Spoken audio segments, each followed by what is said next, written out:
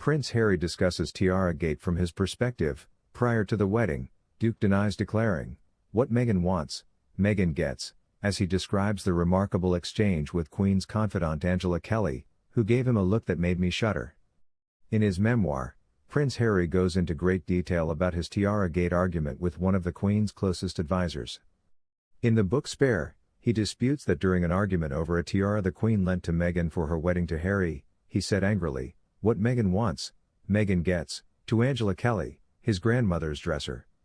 He claims that the sisters of his mother had before proposed to Meghan wearing one of the Princess of Wales tiaras. Meghan spent hours and hours working with her wedding dress designer to get the scalloped edges of her veil match the Spencer tiara, and she was moved by the result.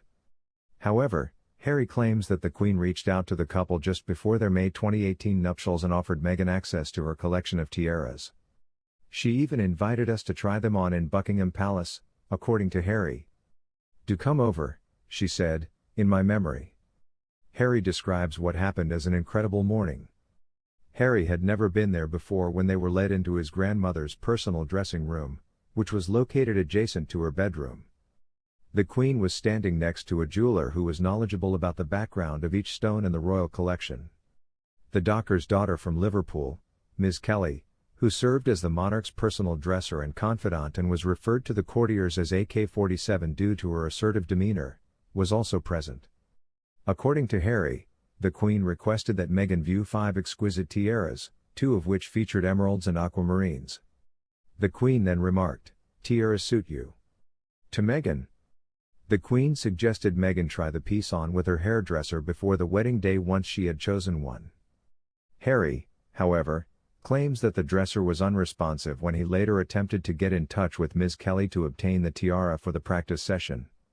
When he eventually located her, Ms. Kelly informed him that removing the tiara from the palace in order to meet with Meghan's hairstylist can't be done since it would need to be guarded by an orderly and a police officer. In the end, Harry claims Ms. Kelly appeared out of thin air at Kensington Palace to force him to sign a release form before handing over the tiara. Harry admits to being frustrated. "She gave me a glance that made me shudder," he writes. "Her face conveyed a strong warning to me. This is not done yet."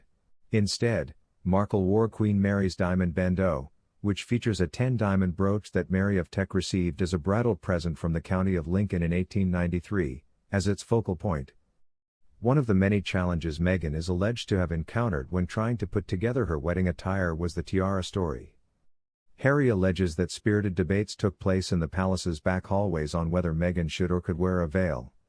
According to him, it was inappropriate for some courtiers for a divorcee to wear a veil. Harry continues, "The powers that be, unexpectedly, showed some flexibility, and they finally gave in." His account of the Tiara Gate incident demonstrates the scope of the Queen's dresser's power.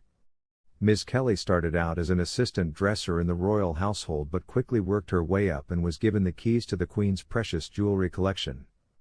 She served Queen Elizabeth II for nearly 30 years, and on September 19, she was featured at the monarch's state funeral. According to reports, Ms. Kelly was granted royal permission to live out her days at her home, even after she passed away. The two were known to joke around with one another, and during a trip to Australia, the Queen once playfully told her dresser, "You're sacked." She was rumored to possess significant control over both junior household members and other senior personnel due to her strong influence.